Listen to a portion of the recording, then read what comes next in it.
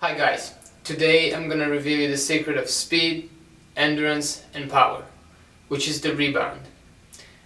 The rebound is a very important external force that can be our worst enemy or our best friend. It really depends on how we deal with it. I'll do a very basic example of why the rebound is so important and is the secret of speed, endurance and power. Let's pretend that we have to lift something very heavy, like for example a car or something impossible to lift. Okay, if we try to lift it, it will be impossible because we have the force of the gravity that works against us. So the weight of the car is just too heavy, it's just too much for our muscles, our body. Instead, if we had to push the car down a hill, it would be easy. We would just have to push it and let it go, right? So, what if we had a force, something that would pull the car back up the hill, and we would just have to push it down once the car is almost it stops. We just have to push it down. We will never feel the weight of the car really, or at least not as if we have to pull it up, right? So this is a perfect example of what the rebound is. Let's bring this on the drums. Actually, let's bring this on the drums with heavy sticks. Okay, so these are very heavy sticks that I use to practice to work on the rebound, not to become stronger or work on my muscles. So, as I was saying before, if we have to lift the stick, it's not that big of a deal, right? It's not as heavy as a car, but let's think about the fact that we will use micro muscles like the finger muscles, and we have to do it for 6 strokes per second, which is fast. It's very fast. At that point we will give a lot of work, a lot of weight on our micro muscles, and in that case the weight of the stick is gonna make a difference. It's gonna be very heavy. So we really have to use some help, some external help, so that we don't do physically all the workout, all the job of pushing the stick down and raise it back up. So for this reason I use these sticks, which allows me to really understand and feel if I'm lifting the stick or not, because if I feel the weight of the stick, that means that I am not doing the right thing. I am kind of doing both, pushing down and pulling the stick back up. Instead I want to be active and I want to push the stick down in the first part and then follow the stick back up, which is a very important concept, the one of following instead of raising, or accepting the rebound just with one part, or leaving the stick coming back up as the stick prefers to, and then lifting it back up. But the concept of following, it's something very different and very important, and it's the key of speed, endurance and power. Why is it the key of endurance, speed, endurance and power? Since we won't do the work ourselves, but we will make the rebound do the hard work for us, we will never feel the weight of the stick. And so in that case it means that I won't get tired, because I don't have to lift anything. I just have to push it down, and it's very easy to push it down. It's not a muscular effort to push the stick down. So for that reason I will be able to play louder because I won't get tired, and for longer periods because I won't get tired, and so faster because I won't get tired. So it's only a benefit. We only have benefits in taking advantage of the rebound, but we must learn and we have to get used to the rebound, accept it and control it and synchronize to it, which is the most difficult thing, and now we're gonna see how we can synchronize to the rebound. So the first thing we have to learn is how to be synchronized and what being synchronized really means. What I think and how my approach is to work on controlling our body and then to adapt and synchronize to the external forces, in this case the rebound. I don't know if you guys ever heard a sentence that says the stick has to be an extension of our arm.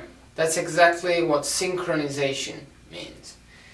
So I'll give you a quick example with the wood sticks, so regular sticks.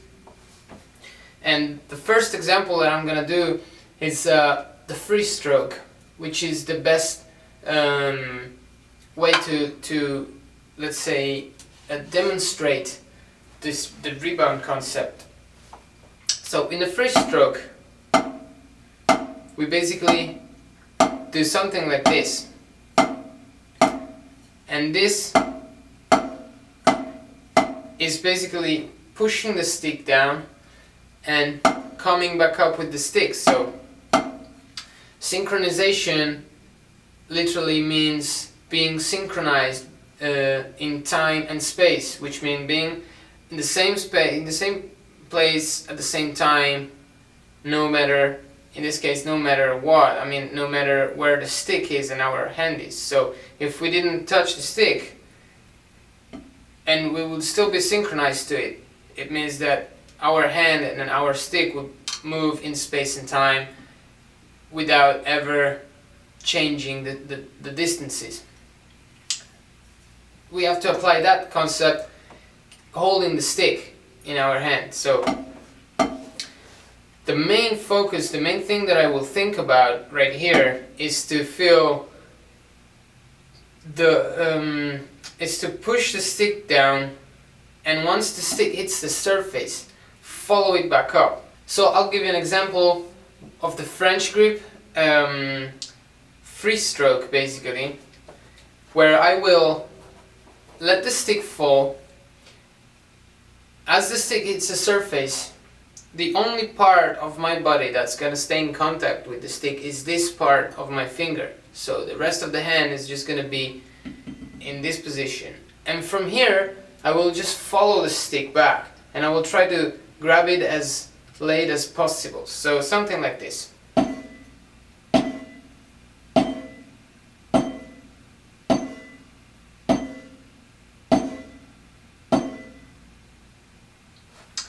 So as you can see, I kind of like throw the stick down or let it fall, and as it hits the surface, in this case the pad, I just follow it back.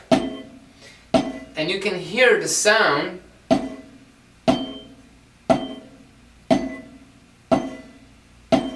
that it has a very open sound. You can hear the stick vibrate, which is not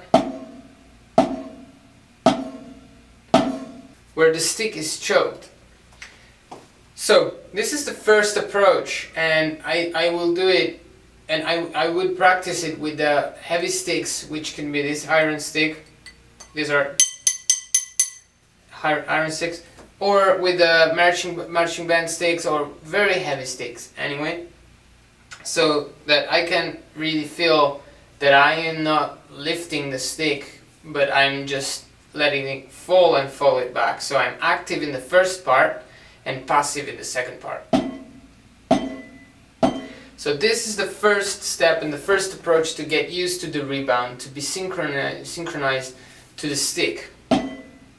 This is the beginning of everything. This is the first step for us to play blast beats super fast, with a lot of power, without getting tired. It's very far from the final result, and I know, but this is the first step. This is where we learn how to take advantage of the rebound. So, second step is to do the same thing, but without opening our hand, but staying in contact. When we open our hand, it forces ourselves to stay synchronized, to follow the stick back in order not to lose the stick or not to choke it, or so it's just something that we do to force ourselves to do the right thing. But the second step is to stay in contact the whole time. So when the stick hits the surface, I won't open my hand. I will keep my hand on the stick, and I will keep the same feeling though. So the feeling that I have here is exactly the same feeling that I have when I open my hand. So nothing changes for me from this one to this one.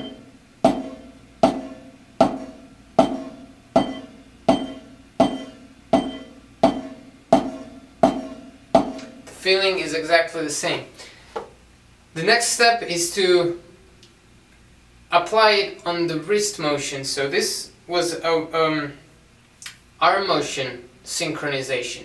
So I synchronize my forearm and moving, like giving the input from my elbow to stay synchronized to the stick, and now I speed up the motion and I go to a rotating motion of the wrist, because in the French grip this motion is very difficult to do. We don't have much possibility of motion here, so it's better to do a rotating motion so that we keep the thumb looking upwards, but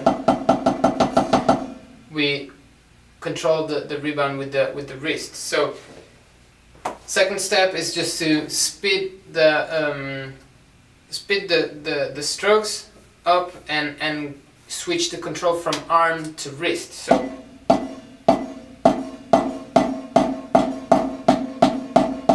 wrist motion.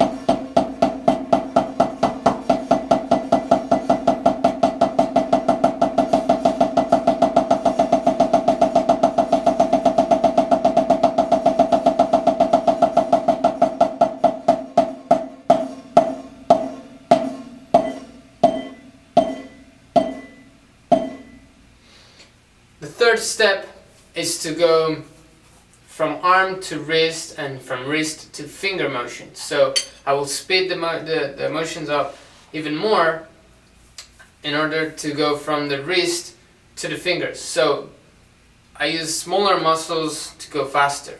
So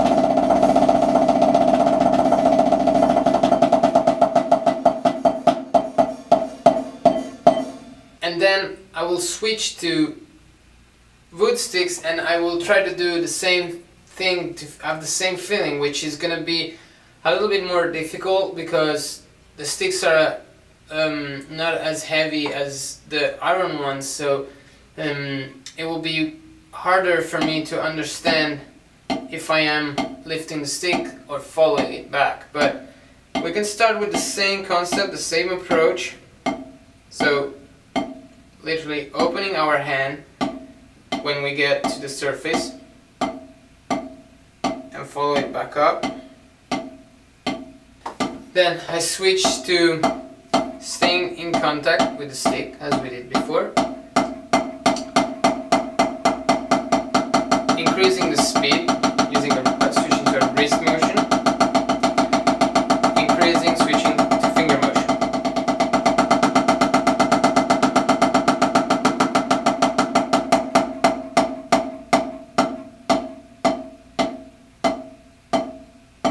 So once we applied this to the French grip, we can of course also apply it to the German grip, which won't allow us to open the hand completely when we do the first step.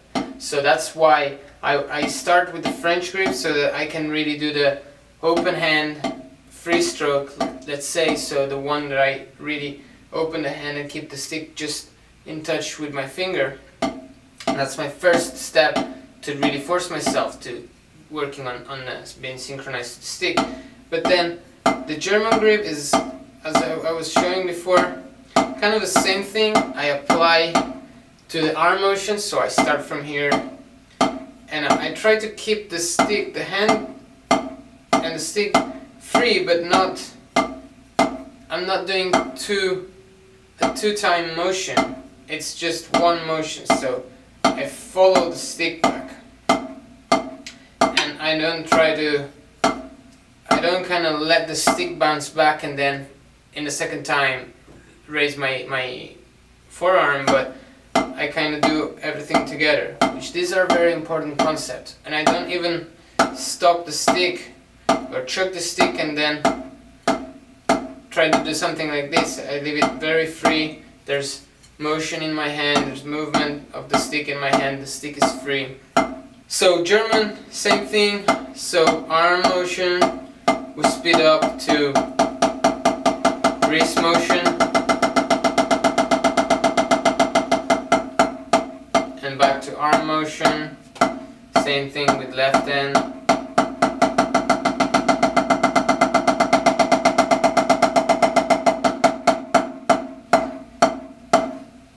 We don't use the fingers here because it's not very correct. It's not very, let's say, healthy. It's a bit dangerous. If we do this, you can feel like our tendons are kind of stretched. It kind of hurts if we try to, let's say, do this kind of motion too much. So it's better to use the French grip for the finger motion and German and wrist in a German grip. So again, these two steps that I can also do, of course, with my iron stick or heavy stick.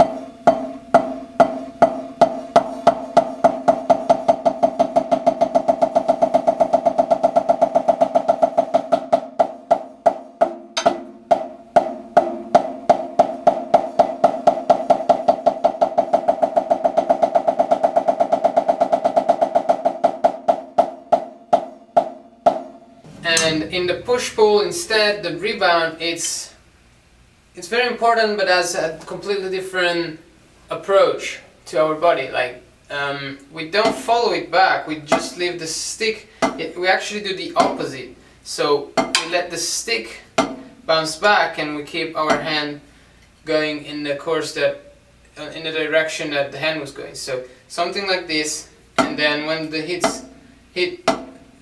stick hits the surface, we let it bounce back, controlling it in the fulcrum point, letting the stick rotate in the fulcrum point. So something like this, and then from there we kind of squeeze.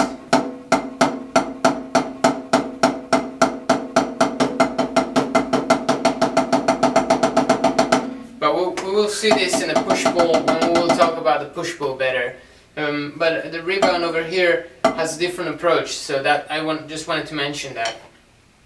In the accent, if you don't hit the rim shot, which kills the rebound a little bit, we will have a lot of response of the stick, a lot of rebound, because we will have put a lot of pressure into the first part. So in this case, we will have to control the rebound a little bit in order to be ready for the next stroke, which we don't want as loud as the accent stroke. So in this case, I kind of stop the rebound where I want the rebound to stop, but I still kind of following follow the rebound, the stick back a little bit, and I don't choke it. Because choking the stick will literally kill all the energy that I created in the first stroke. So I don't want to kill that energy, I just want to control it.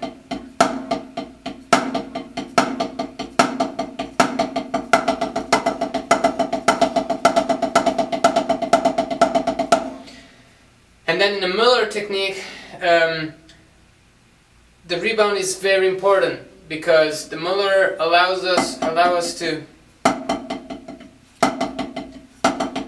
with one motion, to use more, to play more strokes. And it's all thanks to the rebound. So if we choke the rebound, we won't be able to play the other strokes. We won't be able to take advantage of the Moeller whipping.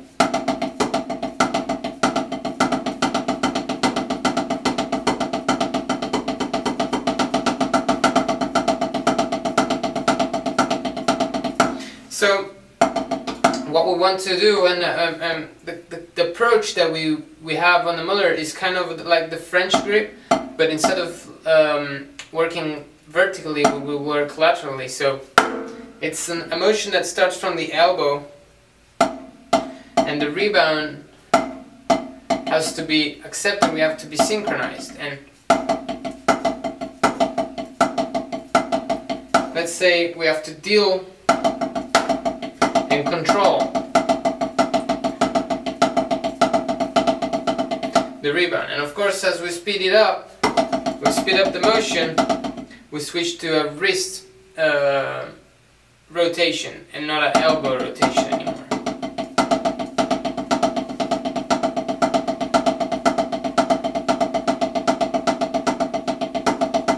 So this is the workout that we're going to do this week. We're going to start with the heavy sticks, which could be either iron stick or whatever you guys have. We will play French grip, open end, free stroke, 60 second with your left, 60 second unison. Then same thing with the hand always in contact with the stick, so another 60 second per hand and 60 second unison. Then go to wrist and finger. So it's going to be a 12-minute workout that we're going to add to our routine every day. And of course, apply this concept to all the techniques and all the grips that you guys want to use. I worked on all the grips and all the techniques almost, because it really helps me when I play blast beats, when I get tired of using the fingers. Maybe it's a very long blast beat part section, so I just start with my fingers. When I get tired, I switch to a push-pull, or maybe, you know, on tour, when you're on tour, you don't sleep much, you don't play the same way that you do when you're home. And so knowing many techniques and many grips really helps me to switch. When I'm tired, I can switch to the Moeller technique, to the push-pull technique, using wrist, using fingers, whatever. Even also using fingers when I play blast beats, and then wrist when I play on the toms, and keeping the same concept every time. So for that reason, I worked on almost all the techniques, and I tried to develop them, bringing them to a very fast BPM. And let's say it's basically always the same concept applied to different motions. So French with our thumb looking upward, German, Moeller, push-pull, accent. So it's always the same concept, the same feeling. I work on the same feeling, but we just control it in a different way, with a different with a different grip or a different position, or instead of vertically, laterally, and so on. So once you get the concept down, once you understand how to be synchronized to the stick, you will just have to apply to those motions that anyway we're going to go through, we're going to see in the weekly lessons. So that we make sure we break down the motions and we see in detail all that, how all these grips work. So once again, the rebound is very helpful for speed because we won't feel the weight of the stick, so we will just have to push it down as fast as we can. Power, for the same reason, so we can have more volume, more dynamic, and so we can play with it louder on different surfaces. Endurance, so we can keep it for longer times because we don't get tired, so we can keep a very good volume at a very high speed for long times, longer periods, compared to when we work physically that we get tired, so we need breaks in between. It helps for touring. We can play every night, shows. Taking the physical work off is very important, because if we use our muscles, then our muscles will get tired, and the day after they will need to recover. So if we're touring and we play every night somewhere, we won't be able to have the same performance every night, because our muscles, we will need a couple of days of rest. So sometimes we can reach 260 or 240 BPMs, and the day after we can't. We can't play the exact same song that we did the day before because our muscles are tired.